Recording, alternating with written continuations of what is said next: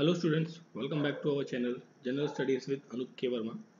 हम लोग Bihar public service commission के लिए जो 67th आपका रिक्रूटमेंट था उसके लिए सब प्रैक्टिस सेट कर रहे हैं और इस सीरीज़ में अभी तक हमने 21 सेट्स को कवर कर लिया है। तो ये है हमारा आज का 22वां सेट। तो चलिए देखते हैं 22वें सेट में हमारे कौन कौन से क्वेश्चन आने वाले हैं। और वीडियो शुरू करने से पहले जिन लोगों ने चैनल को सब्सक्राइब नहीं किया है तो प्लीज़ सब्सक्राइब द चैनल। तो देखिए इस क्वेश्चन में पूछा है कि how many total number of MPs, ठीक है, how many total number of MPs जो हैं वो बिहार से इलेक्ट होकर जाते हैं पार्लियामेंट के अंदर। अब देखिए यहाँ पर total number of elected members पूछा है, ठीक है। अब इसके अंदर आपके लोकसभा मेंबर्स भी होंगे और राज्यसभा मेंबर्स भी होंगे। इन दोनों का सम कितना है जो टोटल बिहार से जाता है, ठीक है, रिप्रेजेंटेशन जाता है वो है। देखिए अगर जो हम बात करें लोकसभा से, ठीक है, तो लोकसभा से जाते हैं आपके कितने लोग, 40 लोग, 40 मेंबर्स जाते हैं आपकी लोकसभा से, कहाँ पर, पार्लियामेंट के अंदर। और राज्यसभा से जाते हैं 16 मेंबर्स, ठीक है। तो देखिए टोटल कितना हो गया, 56 मेंबर्स जो हो गए इन टोटल जो पार्लियामेंट के अंदर जाते हैं, कहाँ से, बिहार स्टेट से, ठीक है। तो क्वेश्चन का करेक्ट आंसर है यहाँ पर ऑप्शन नंबर बी, 56। इस क्वेश्चन में पूछा गया है कितनी सीटें जो है रिजर्व की गई हैं किसके लिए, शेड्यूल्ड ट्राइब्स के लिए, जो एसटी कैटेगरी होती है उसके लिए कितनी सीटें रिजर्व की गई हैं बिहार लेजिस्लेटिव असेंबली में। जो बिहार की विधानसभा है उसके अंदर कितनी रिजर्व सीटें हैं एसटी के लिए। तो ये हैं 2 सीटें, ठीक है। क्वेश्चन का correct answer option number D, 2 सीटें हैं। और वो 2 सीटें कौन कौन सी हैं, एक तो है एक का नाम है कटोरिया, कटोरिया, ठीक है, कटोरिया विधानसभा सीट है एक, और दूसरी है मनिहारी, मनिहारी विधानसभा सीट। ये 2 विधानसभा सीट है जो कि रिजर्व है किसके लिए, शेड्यूल्ड ट्राइब के लिए। फिर देखिए नेक्स्ट क्वेश्चन है, इसमें पूछा गया कि हाउ मेनी सीट्स जो हैं वो रिजर्व की गई हैं scheduled caste and scheduled tribe के लिए इन बिहार लेजिस्लेटिव असेंबली में। तो देखिए सबसे पहले तो आपको ये पता हो कि बिहार लेजिस्लेटिव असेंबली या बिहार विधानसभा के अंदर टोटल नंबर ऑफ सीट्स कितनी हैं। तो यहाँ पर जो टोटल नंबर ऑफ सीट्स है वो कितनी हैं, वो हैं 243। पहले थी 324, ठीक है। अब 324 कब थी, जब झारखंड बिहार का हिस्सा हुआ करता था। जब झारखंड अलग हो गया तो सीट्स भी कम हो गई, तो कितनी बची, 243। अब इन 243 में से जो 38 सीट है वो किसकी हैं, वो हैं एससी की, एससी सीट मतलब शेड्यूल्ड कास्ट के लिए रिजर्व है। और यह है कि अभी हमने एक क्वेश्चन में बात करी थी कि 2 सीट्स किसके लिए रिजर्व होती हैं, आपकी शेड्यूल्ड ट्राइब्स के लिए, ठीक है। तो ये टोटल हो गई आपकी कितनी, 40 सीट्स जो है रिजर्व्ड है किसके लिए, शेड्यूल्ड कास्ट और शेड्यूल्ड ट्राइब के लिए in the Bihar legislative assembly. तो यहाँ पर क्वेश्चन का करेक्ट आंसर रहेगा ऑप्शन नंबर ए, 40। फिर देखिए नेक्स्ट क्वेश्चन है, इसमें पूछा गया है function of the state public service commission. जो आपका बिहार पब्लिक सर्विस कमीशन है उसके फंक्शन को कौन एक्सपेंड कर सकता है, ठीक है, हु कैन एक्सपेंड, ठीक। तो इसे एक्सपेंड कर सकता है बिहार स्टेट लेजिस्लेचर, मतलब जो बिहार की विधान मंडल है बेसिकली वो इसको एक्सपेंड कर सकती है। तो क्वेश्चन का करेक्ट आंसर तो है ऑप्शन नंबर डी। और जो बिहार पब्लिक सर्विस कमीशन है यहाँ के जो चेयरपर्सन होते हैं या मेंबर्स होते हैं, मेंबर ऑफ द कमीशन, ठीक है, चेयरपर्सन एंड मेंबर्स, इनको अपॉइंट कौन करता है, इनको अपॉइंट करता है गवर्नर ऑफ द, ठीक है। गवर्नर जिस भी स्टेट के पब्लिक सर्विस कमीशन की हम बात कर रहे हैं वहाँ के वो गवर्नर जो है वो अपॉइंट करते हैं। और इनका जो टाइम पीरियड होता है that will be 6 years, sorry not 62 years, not 6 years, 62 years या फिर 6 ईयर्स, 6 साल का कार्यकाल होगा या फिर 62 साल तक का होगा, जो भी इनमें से वो पहले अचीव कर लेते हैं, अटेंड कर लेते हैं, तो ये रहता है, ठीक है। और जो मेंबर्स होते हैं कमीशन के अंदर वो फिक्स्ड रहते हैं, ठीक है। तो क्वेश्चन का करेक्ट आंसर है option number D, Bihar legislative state legislature जो है वो फंक्शंस को क्या करता है, एक्सपेंड कर सकता है। फिर देखिए नेक्स्ट क्वेश्चन, इसमें पूछा गया कि who among the following has never been the speaker of the Bihar legislative assembly. जो बिहार की विधानसभा है उसका जो स्पीकर है वो कभी नहीं बने। तो देखिए, तो बिहार के जो पहले आपके स्पीकर रहे थे, फर्स्ट स्पीकर जो थे बिहार के वो कौन थे, वो थे श्री राम दयालु सिंह, राम दयालु सिंह, दयालु सिंह इंपॉर्टेंट नाम है, पूछा जा सकता है क्योंकि बिहार के रिलेटेड क्वेश्चंस हैं तो पूछे जा सकते हैं ये, तो बिहार के पहले जो स्पीकर थे वहाँ की विधानसभा के वो थे रामदयालु सिंह। ठीक है, अब इनमें से जो ये नाम है आपका धनिकलाल मंडल और श्री शिवचंद्र झा और द सदानंद सिंह, ठीक है, ये तीनों लोग जो है स्पीकर रह चुके हैं आपके बिहार विधानसभा के। बट जो यहाँ पर नाम है चौथा, नित्यानंद कनुआंगो, ठीक है, ये कभी भी बिहार के आपके स्पीकर नहीं रहे हैं। तो नॉट पूछा था कौन नहीं रहा है, तो यहाँ पर करेक्ट आंसर रहेगा option number D, Nityanand Kanungo. ठीक है, बट अगर जो हम बात करें एट प्रेजेंट बिहार विधानसभा के जो स्पीकर है वो कौन है, विजय कुमार सिन्हा। ठीक है, ये नाम भी इम्पोर्टेंट है, Vijay Kumar Sinha, he is the present time speaker of the Bihar legislative assembly. ठीक है, फर्स्ट आपको पता होना चाहिए और प्रेजेंट इम्पोर्टेंट है, और बाकी ये तीनों लोग तो रह चुके हैं बट नित्यानंद नहीं रहे हैं। फिर देखिए नेक्स्ट क्वेश्चन है, इसमें पूछा कि करंट में जो चेयरपर्सन कौन है बिहार लेजिस्लेटिव काउंसिल का। ठीक है, देखिए अभी हम बात कर रहे थे ना, क्वेश्चन थे कि जो आपके बिहार विधानसभा, अब ये है बिहार की जो विधान परिषद होती है, जो परमानेंट हाउस होता है, जैसे आपका राज्यसभा होता है सेंटर में, वैसे ही स्टेट का जो परमानेंट हाउस होता है उसे कहते हैं लेजिस्लेटिव काउंसिल, या फिर आप हिंदी में इसे कहते हैं विधान परिषद। तो उसका चेयरपर्सन कौन है करंट टाइम पर, वो है मिस्टर अवधेश नारायण सिंह। अवधेश नारायण सिंह किस पार्टी से हैं, बीजेपी से। ठीक है, बीजेपी, ठीक है, भारतीय जनता पार्टी से हैं। ठीक है, अब क्योंकि देखिए यहाँ पर बिहार के अंदर क्या है, एक कोलेट्रल गवर्नमेंट है बिहार और जेडीयू। ठीक है, तो इन दोनों कोलेट्रल गवर्नमेंट है, सीएम है जेडीयू का, तो जो चेयरपर्सन बनाया गया स्पीकर का वो बने हैं बीजेपी के।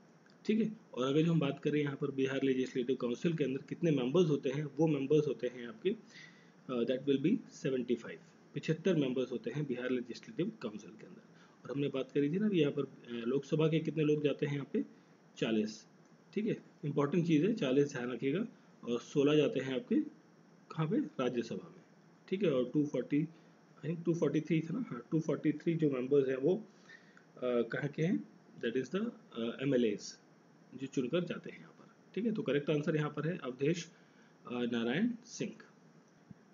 फिर देखिए जो आपकी बिहार लेजिस्लेटिव काउंसिल है, ठीक है, उसके अंदर कौन सी सबसे बड़ी पार्टी है, मतलब सितंबर 2021 तक के आंकड़े की बात कर रहे हैं। तो यहाँ पर इस टाइम तक जो लास्ट ईयर 21 तक सितंबर के अंदर बिहार लेजिस्लेटिव काउंसिल मतलब बिहार की जो विधान परिषद है, जिसमें कितने मेंबर्स थे, द मेंबर्स आर 75। अब इन 75 मेंबर्स में से जो सबसे ज़्यादा पार्टी लोग सीटें किसकी हैं, मतलब कितने किसके मेंबर्स हैं, तो अगर जो हम बात करें बीजेपी की, तो भारतीय जनता पार्टी के जो मेंबर्स हैं यहाँ पर वो हैं 15। ठीक है, आरजेडी दैट इज़ नहीं, आरजेडी की बात करें हम यहाँ पर जस्ट मिनट, ठीक है, ये तो हो गया बीजेपी का। फिर हम बात करते हैं यहाँ पर ये जनता दल यूनाइटेड, जेडीयू जिसे कहते हैं, जिसके सीएम हैं नीतीश कुमार, है ना, जिस पार्टी से आते हैं वो, तो इसके मेंबर हैं 23। तो 23 और ये हो गए, और 3 बचते हैं, 3 हैं कांग्रेस के। ठीक है, 3 मेंबर्स हैं कांग्रेस के, और यहाँ पर है आरजेडी जो राष्ट्रीय जनता दल है, इसके मेंबर्स हैं 5। ठीक है, तो अब ये टोटल बनता है 75 का। तो देखिए सबसे ज़्यादा पूछा था तो वो कौन सा है, जनता दल यूनाइटेड। ठीक है, option D is the correct answer. चलिए फिर हम बात करते हैं नेक्स्ट क्वेश्चन कि पटना हाई कोर्ट के अंदर how many post created for the जजेस of in Patna high court. जो पटना हाई कोर्ट है उसके अंदर कितने जजों की संख्या है। अगर जो हम बात करें पटना हाई कोर्ट की, तो पटना हाई कोर्ट की जो एस्टेब्लिशमेंट हुई थी, स्थापना हुई थी, ये हुई थी 9 फरवरी 1916 को। ठीक है, 9 फरवरी 1916 को इसकी स्थापना की गई थी, और टोटल 53 जजेस हैं यहाँ पर, कितने, 53। ठीक है, 53 जजेस यहाँ पर देखने को मिलते हैं, और पटना हाई कोर्ट के अंदर। और प्रेजेंटली जो है चीफ जस्टिस है यहाँ पर कौन, वो है संजय करोल। संजय करोल वो कौन है यहाँ पे, पटना हाई कोर्ट के चीफ जस्टिस है। देखिए 53 यहाँ पर कहीं ऑप्शन में नहीं है ना, तो ऑप्शन में नहीं है तो क्या आंसर होगा आपका, ऑप्शन नंबर ई होगा। ठीक है, नन ऑफ द अबव। ठीक है, 53 मतलब 53 में संजय करोल भी आते हैं, मतलब ये है 52 + 1। ठीक है, दैट इज 53, ये है इनकी संख्या। ठीक है, तो यहाँ पर करेक्ट आंसर आएगा ऑप्शन नंबर डी ई। ठीक है, नन ऑफ द अबव, क्योंकि इसमें से कोई सा भी ऐसा ऑप्शन नहीं है। फिर देखिए नेक्स्ट क्वेश्चन, इसमें पूछा गया है कि वो कौन से चीफ गेस्ट हैं जिन्हें बुलाया गया था as a chief guest century celebration, मतलब शताब्दी समारोह के, मतलब शताब्दी समारोह का मतलब ये होता है कि किसी भी चीज़ को पूरे 100 साल हो जाए बने हुए, या किसी भी इवेंट को हुए हुए, ठीक है, तो 100 साल जब पूरे हो जाते हैं उसे कहते हैं सेंचुरी सेलिब्रेशन। और ये सेंचुरी सेलिब्रेशन किसका था? बिहार लेजिस्लेटिव असेंबली, जो बिहार की विधानसभा है उसके सेंचुरी सेलिब्रेशन था। वहाँ की जो विधानसभा बनी हुई है building, basically this is not, विधानसभा की हम बात नहीं कर रहे हैं यहाँ पर, हम बात कर रहे हैं विधानसभा बिल्डिंग की, जो यहाँ पर बिल्डिंग है, ठीक है, उसको बने हुए 100 साल हो चुके हैं। तो उसके लिए सेंचुरी सेलिब्रेशन में गेस्ट बुलाए गए थे, कौन? जो भारत के आपके राष्ट्रपति हैं रामनाथ कोविंद, ठीक है। Option A is correct, president of India को जो है इस ओकेजन पर एज अ चीफ गेस्ट बुलाया गया था, ठीक है। और जो अगर जो हम बात करें ना, एक इम्पॉर्टेंट, 100 साल तो हो गए, बट ये 100 साल कब से हम काउंट कर रहे हैं? ये काउंट कर रहे हैं हम 7 फरवरी 1921 को, ठीक है, इस डेट से, ठीक है। इस डेट में जो पहली मीटिंग हुई थी बिहार लेजिस्लेटिव असेंबली की, ठीक है, at the time of British, ठीक, हेल्ड हुई थी इसी बिल्डिंग के अंदर। और तब से लेके आपके लास्ट ईयर, अभी आपका जो पिछला साल गया है 21 के अंदर, तो वहाँ पर कंप्लीट हुआ है ये, ठीक है, 100 साल पूरे। नेक्स्ट क्वेश्चन है, who is the election commissioner of Bihar state commission at present? देखिए देखिए, एक तो होता है आपका सेंट्रल का जो इलेक्शन कमीशन ऑफ इंडिया होता है, ईसीआई जिसे कहते हैं, ठीक है, ईसीआई। और एक होता है स्टेट का, बिहार स्टेट का इलेक्शन कमीशन, हर स्टेट का अपना अपना इलेक्शन कमीशन होता है, निर्वाचन आयोग। तो बिहार का जो निर्वाचन आयोग है, तो उसके जो कमिश्नर है, चीफ है बेसिकली, वो कौन है एट प्रेजेंट, ठीक है, ये पूछा गया है यहाँ पर।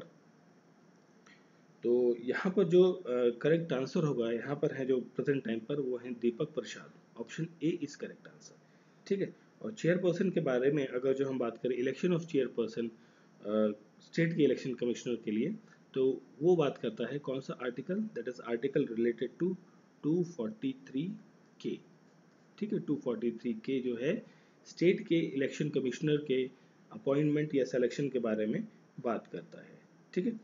अब जो स्टेट का इलेक्शन कमिश्नर है, कमीशन है बेसिकली, ये जो कमीशन है ये किन के इलेक्शन करवाता है? देखिए, सेंटर वाला जो है आपका बड़ा वाला जो दिल्ली में बैठा हुआ है, ये क्या करवाता है? ये आपके प्रेसिडेंट के इलेक्शंस, या आपके लोकसभा पार्लियामेंट के इलेक्शंस, या आपके स्टेट लेजिस्लेशन या काउंसिल के इलेक्शंस कराता है, ठीक। बट ये बिहार वाला जो, या पर्टिकुलर स्टेट वाले जो इलेक्शन कमीशन होते हैं, ये क्या कराते हैं? पंचायती राज सिस्टम, या पंचायती राज जो इलेक्शंस होते हैं, ठीक है, जो ग्राम सभा के, ग्राम पंचायत के, जिला परिषद के, इन सभी के इलेक्शंस ये लोग करवाते हैं, ठीक है। Option A is correct answer, Deepak Prasad. फिर देखिए नेक्स्ट क्वेश्चन है, इसमें पूछा गया कि मैक्सिमम नंबर ऑफ मिनिस्टर्स, कितने नंबर ऑफ मिनिस्टर्स मैक्सिमम जो हैं वो इंक्लूडिंग चीफ मिनिस्टर, ठीक है, जो काउंसिल ऑफ मिनिस्टर होगी गवर्नमेंट ऑफ बिहार की, उसके अंदर हो सकते हैं, ठीक है, कैन बी। अब देखिए जो 243 मेंबर्स थे आपको पता ही है, ठीक। अब इस 243 मेंबर्स के अंदर जब देखिए सरकार बनी, तो 243 में मेजोरिटी कितनी चाहिए?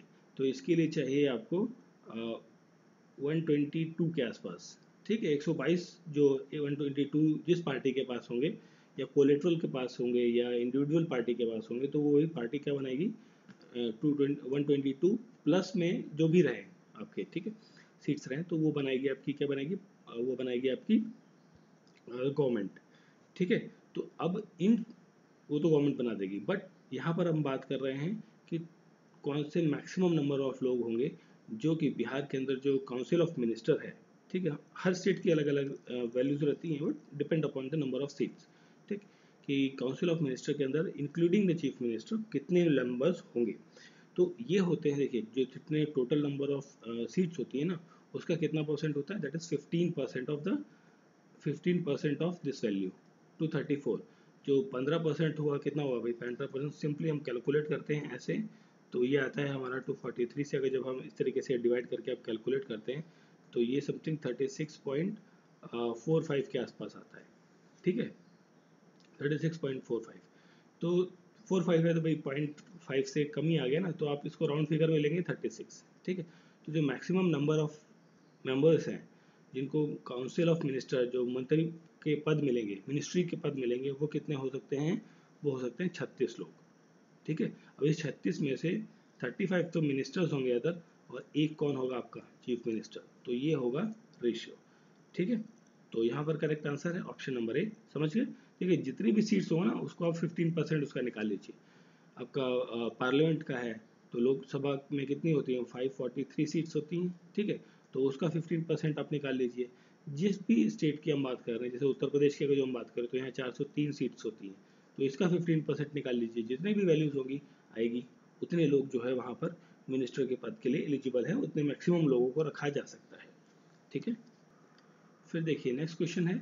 इस क्वेश्चन में पूछा गया है कि कितनी बार जो प्रेसिडेंट्स रूल होता है, देखिए प्रेसिडेंट्स रूल मतलब हमने एक नेशनल इमरजेंसी के बारे में सुना होगा आप सभी ने। तो नेशनल इमरजेंसी 3 टाइप की होती है। एक आपका नेशनल मतलब जो इमरजेंसी है बेसिकली 3 टाइप की होती है। एक होती है आपकी नेशनल इमरजेंसी, दूसरी होती है फाइनेंशियल इमरजेंसी और तीसरी होती है प्रेसिडेंट्स रूल या फिर आपका स्टेट इमरजेंसी। ठीक है, तो जो स्टेट इमरजेंसी है, इसे स्टेट इमरजेंसी कम यूज़ करते हैं हम टर्म इसको। इसके लिए हम ज़्यादा प्रेफरेंशियल जो टर्म होता है वो इस्तेमाल करते हैं प्रेसिडेंशियल रूल। तो ये बिहार के अंदर कितनी बार इम्पोज हुआ, कितनी बार लगा है? टिल सितंबर 2021 तक, 2021 तक ये कितनी बार लगा है? ठीक है, तो ये दिसंबर 21 तक 7 बार लग चुका है बिहार के अंदर। और लास्ट टाइम जो लगा था प्रेसिडेंट रूल बिहार के अंदर, वो लगा था 7 मार्च 2005 से लेकर 24 नवंबर 2005 तक। ठीक है, ये लास्ट टाइम 2005 में ये लगा था आपका प्रेसिडेंट रूल। इससे पहले भी कई बार लग चुका है, not too much important, but number कितनी बार लगा है ये इंपॉर्टेंट है, दैट इज 7 टाइम्स। फिर देखिए नेक्स्ट क्वेश्चन। ये कुछ स्टेटमेंट दी गई हैं, किससे संबंधित? बिहार पब्लिक सर्विस कमीशन से संबंधित कुछ स्टेटमेंट्स दी गई हैं, तो आपको बताना है कौन से सही हैं, कोड बताना है कोडिंग के साथ में। देखिए पहली स्टेटमेंट है, Bihar public service commission was established on 1 नवंबर 1956। तो देखिए बिल्कुल सही, ये स्टेटमेंट आपकी बिल्कुल करेक्ट है कि इसकी जो स्थापना हुई थी 1 नवंबर 1956 के अंदर की गई थी बिहार पब्लिक सर्विस कमीशन की। ठीक है, आफ्टर इंडिपेंडेंस इसकी स्थापना की गई थी। अब नेक्स्ट है, the term of its member is 5 years और 65 ईयर्स व्हिचएवर इज अर्लियर। देखिए ये एक्चुअली 5 तो नहीं होता है, 6 होता है ये, बट ये होता है सेंटर के केस में यहाँ पे। ठीक है, तो यहाँ पर बात करें हम स्टेट वाले की, तो यहाँ पर जो करेक्ट होगा दैट इज 6 ईयर और 62 ईयर्स। ठीक है, जो भी पहले आ जाए, है ना। तो यहाँ पर तो कुछ भी मैच नहीं हो रहा है, तो सेकंड स्टेटमेंट आपकी गलत हो जाती है। ठीक, नेक्स्ट है, first chairperson of the Bihar public service commission is Rajdhari Sinha. ठीक है, तो जो पहले प्रेसिडेंट थे आपके इसके बीपीएससी के, वो थे राजधारी सिन्हा। बिल्कुल ये स्टेटमेंट तो आपकी बिल्कुल सही है। और प्रेजेंट टाइम पर कौन है यहाँ पर? वो है आर के महाजन, आर के महाजन। ठीक है, आर के महाजन जो है यहाँ पर प्रेजेंट टाइम पर आपके प्रेसिडेंट हैं यहाँ पे। तो फर्स्ट स्टेटमेंट सही है, थर्ड सही है, तो करेक्ट आंसर यहाँ पर क्या रहेगा? Option C, 1 and 3 are correct only. ठीक है, तो ऑप्शन सी जो है यहाँ पर करेक्ट आंसर होगा। ठीक है, चलिए देखिए नेक्स्ट क्वेश्चन है। नेक्स्ट क्वेश्चन में पूछा गया what is the rank of Bihar. Bihar की रैंक बतानी है आपको इन इंडिया में, सारे इंडियन के स्टेट्स के अंदर, कि in terms of maximum number of district, सबसे ज़्यादा डिस्ट्रिक्ट कहाँ पर देखने को मिलते हैं। ओके, तो देखिए सबसे नंबर 1 पर कौन सा स्टेट आता है आपका? आता है उत्तर प्रदेश। उत्तर प्रदेश में कितने जिले हैं? 75 जिले हैं। ठीक है, तो 75 जिले हैं, सबसे नंबर 1 पर है। उत्तर प्रदेश के बाद सेकंड नंबर पे आता है आपका उत्तर प्रदेश के बाद सेकंड नंबर पे है एमपी, मध्य प्रदेश। ठीक है, फिर थर्ड नंबर पे आता है आपका बिहार। ठीक है, और बिहार के अंदर कितने डिस्ट्रिक्ट हैं? दैट इज 38 डिस्ट्रिक्ट है। तो थर्ड नंबर पर आता है, तो option A is the correct answer यहाँ पर रहेगा। ठीक है, और 38 पे आता है तो 38वां जो जिला बना है वो बना है आपका अरावल। अरावल डिस्ट्रिक्ट बना है, पटना के आसपास का इलाका है। बेसिकली मगध का जो डिवीजन है, मगध डिवीजन के अंदर ये डिस्ट्रिक्ट देखने को मिलता है। ठीक है, तो option 3 is the sorry option A is correct answer, 3 third rank पर आता है। तो देखिए नेक्स्ट क्वेश्चन, किस तारीख से बिहार के अंदर Bihar right to public service act जो 2011 के अंदर बना वो फोर्स में आया, मतलब इनेक्ट हुआ, लागू हुआ। ठीक है, किस डेट से? ये लागू हुआ था 15 अगस्त 2011 से। देखिए जो Bihar right to public service act है, इसका मतलब ये है कि इसके अंदर जो गवर्नमेंट सर्विसेज होती हैं, जिसके तहत आपका जैसे जो बर्थ सर्टिफिकेट है, ठीक है, birth certificate, caste certificate, income certificate, residence certificates, या आपका राशन कार्ड है, ठीक है, या ड्राइविंग लाइसेंस, व्हीकल रजिस्ट्रेशन, इस तरीके की जो सरकारी सुविधाएं हैं उन सभी सरकारी सुविधाओं को एक पर्टिकुलर टाइम पर कंप्लीट होकर उसको मिल जाए, किसको, जो आपका नागरिक है, ठीक है। मतलब एक टाइम बाउंड कर दिया, क्योंकि जो बर्थ सर्टिफिकेट है वो आपको 10 दिन में बनेगा, 10 दिन मैक्सिमम है कि इसके अंदर बन के आपको मिल जाएगा। तो इस तरीके से टाइम बाउंडेशन कर दी गई ताकि जो सरकारी सुविधाएं हैं वो नागरिकों को एक समय पर मिल जाए। नहीं तो क्या होता था कि जब तक बहुत लंबा एक टाइम चला जाता था, ठीक है। तो ये राइट था आपका bill, Bihar right to public service act 2011 आया था।